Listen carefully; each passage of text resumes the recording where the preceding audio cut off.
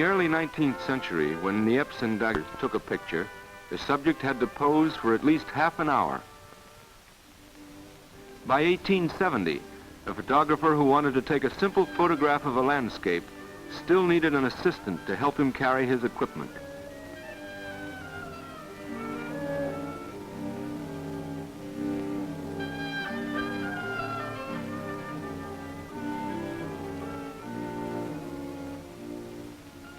Looking at this complicated portable laboratory, with its boxes and bottles, its platters and jars, it is quite obvious that today's motion picture camera, which photographs 24 pictures per second, was beyond anyone's wildest imagination.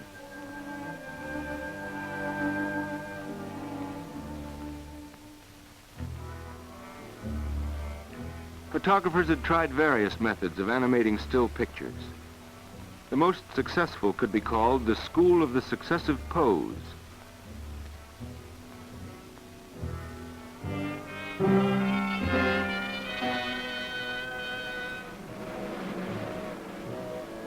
They knew that a movement had to be broken down into its successive stages. Now, don't move.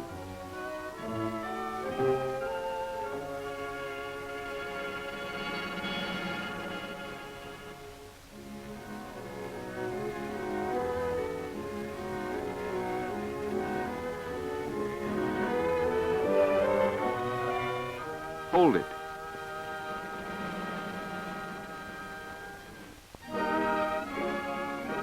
Inventions like the bioscope, phasmatrope, were all attempts to animate still pictures. But it wasn't until motion itself was understood, and until it could be photographed, that moving pictures were invented. And the first man to study the science of motion was Marais, a doctor specializing in the circulation of the blood.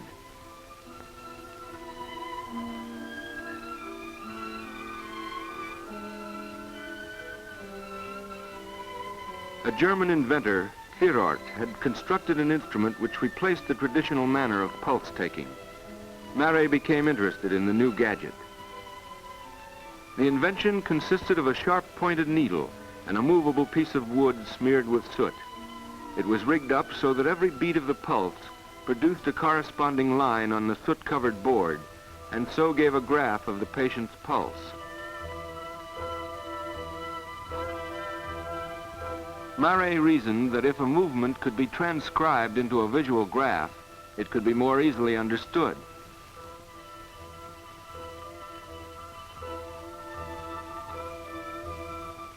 He began by studying the precise rhythm of the various gaits of animals. He wanted to determine the exact position of each leg of a horse in motion. He adapted the pulse-taking invention. Instead of one needle, he used 4, one for each leg.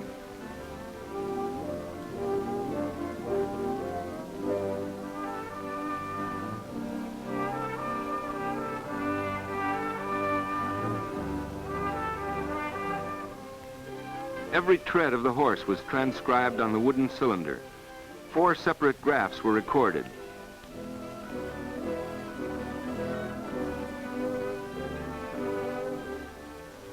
He conducted the experiment at a walk, a trot, and a gallop. Then he was able to analyze the position of each hoof for each phase of the horse's gait. Marais' table showed that in the 3rd beat of a gallop, for example, a horse rests on only one leg.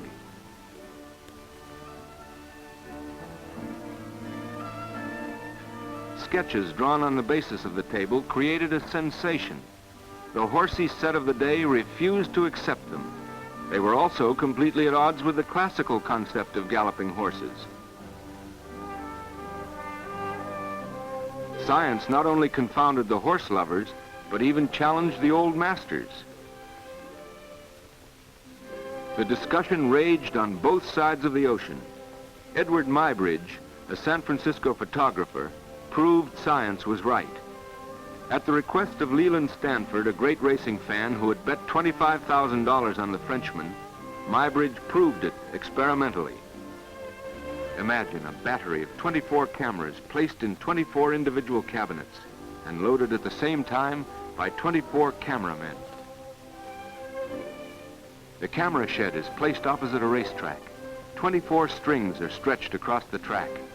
As each string is pulled taut, it covers the lens of one of the cameras.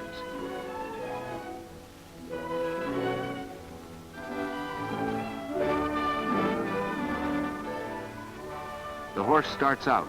He breaks one string after another. The broken string automatically uncovers the lens, and the horse is photographed at that exact moment. Stanford won his bet.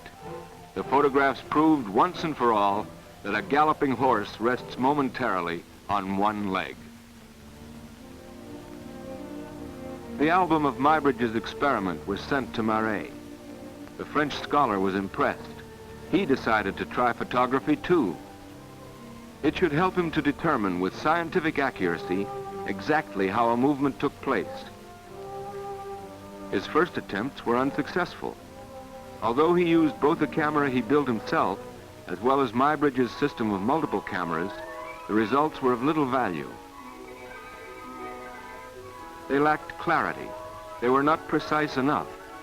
And most important of all, they did not break down a movement into its smallest component parts.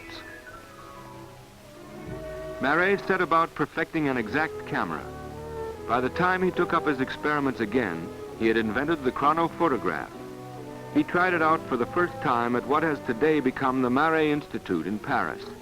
His camera demanded a special setting, a black background that would not interfere with the subject.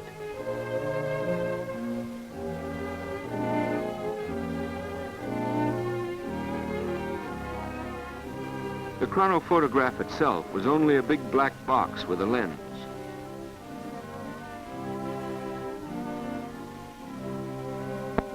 But its shutter was so contrived that it rotated automatically and uncovered the lens at precise, scientifically predetermined intervals.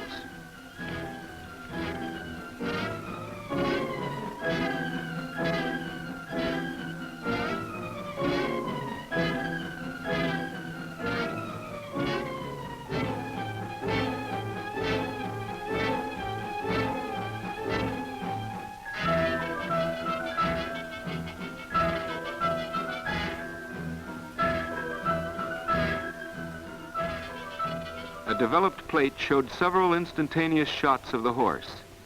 Here was the principle of the motion picture camera, developed for the first time.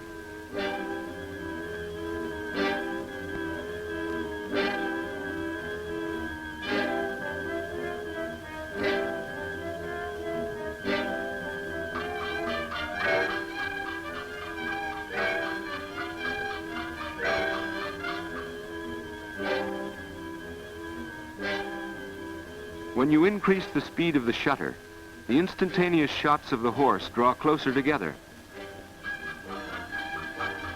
These webs of moving images, strangely beautiful and remarkably similar to the effects of today's stroboscopic photography, still did not answer the problem for Marais.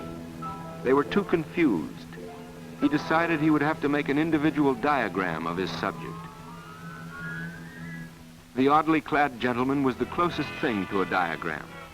Only the strips of silver braid and the white buttons marking the joints would show up on the photograph. This would give Marais a primitive kind of X-ray effect of how a man moved when he walked.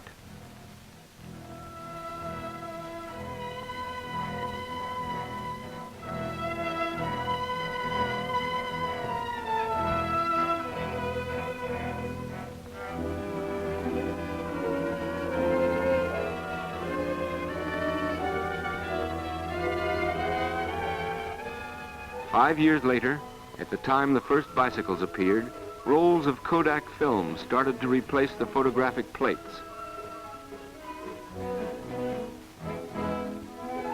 With the new pliable strips of negative paper, Marais took another step toward the modern camera.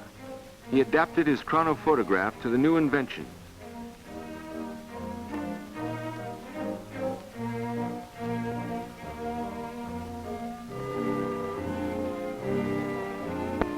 A strip of film moves from one reel to another.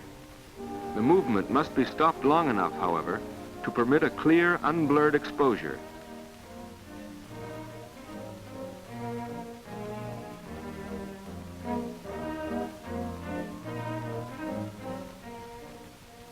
Marey used a clumsy lever for this, which sometimes tore the film or blurred the image.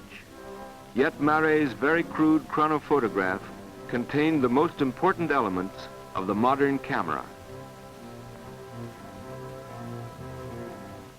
But Marey was primarily interested in the analysis of movement. But to make moving pictures, it was not enough to know that a movement can be broken down into successive fractions of the movement. A way had to be found to photograph them. And this takes us from the contribution of the physician Marey, photographed here by his own chronophotograph, to the inventor of motion picture film itself, the same kind of film, incidentally, on which this history is now being recorded. The Wizard of Menlo Park, the greatest inventor of all times, the man who changed the world by turning night into day, Thomas Edison, had already made possible the reproduction of sound with his phonograph. He became interested in reproducing movement.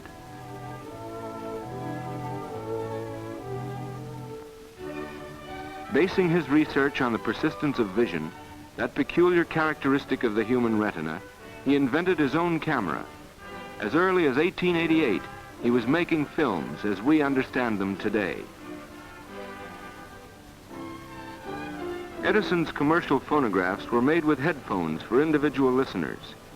All you had to do was drop a penny in a slot, and you could hear the latest song hit, sung by your favorite tenor.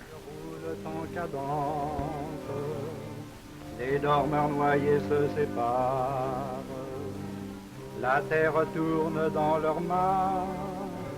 Edison also built a viewing machine, which he called the kinetoscope. This provided still another miracle. All you had to do here, too, was drop a penny in a slot, and you could see the latest fad, moving pictures.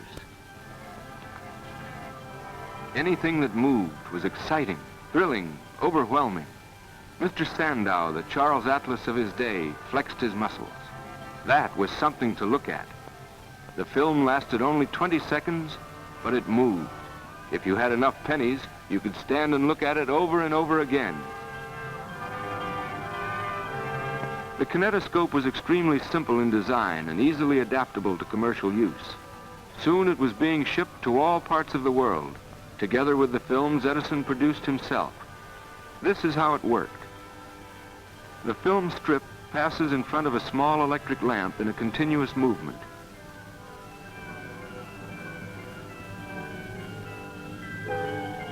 A shutter revolves between the lamp and the film. At each revolution, the lamp is uncovered and lights up only one image of the film. Thus, the optical illusion of continuous movement is created.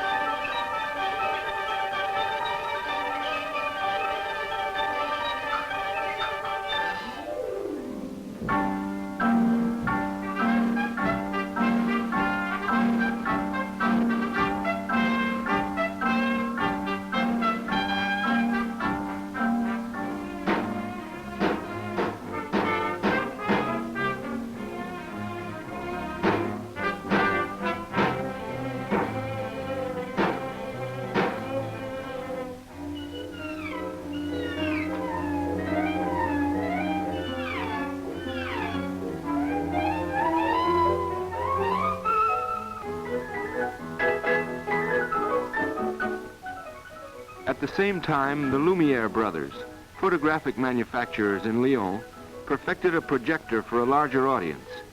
This shot of workers coming out of the Lumiere factory was made in 1895.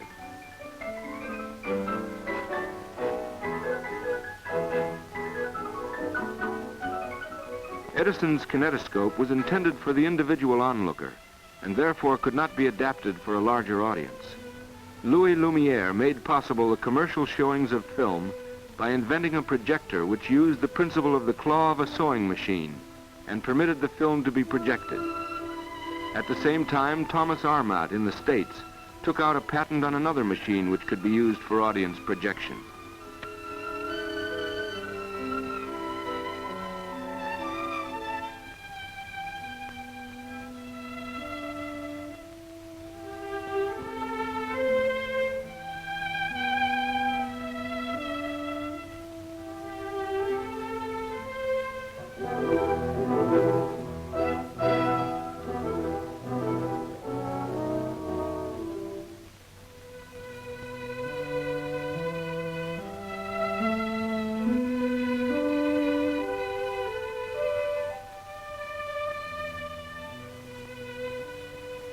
This new invention soon created a new profession, the man with the camera, the man who could record events while they were taking place.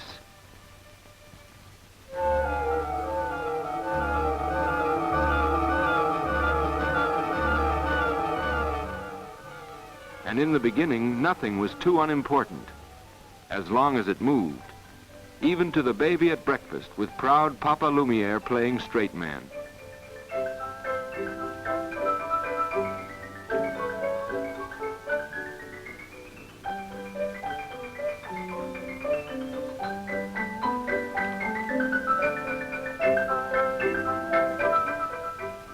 The first public presentation of films took place in 1895. In a very short time, there was at least one public place in every small town that showed films. The audience was baffled by this new modern contrivance, and they came back again and again to look and to marvel. A strange white cloth is suspended from the ceiling. Spectators sit on both sides of the sheet. You pay only half price if you see the film through the sheet. The projectionist approaches his mysterious apparatus.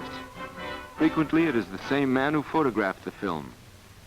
Frequently, it is the same machine that served as camera that now projects the film. Now, instead of raw film stock, it is loaded with developed film.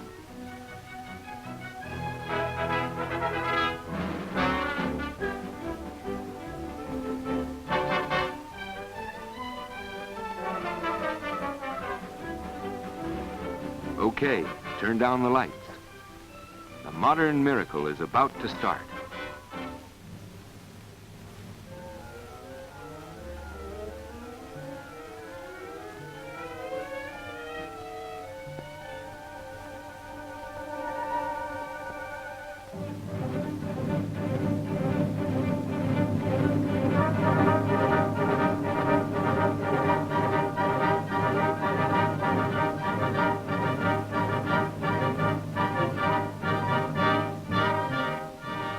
Night after night, people came to see these films about everyday events.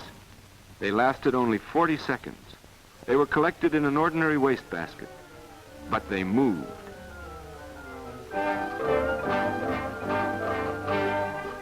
The horse of Renault, Muybridge, Marais had come to life.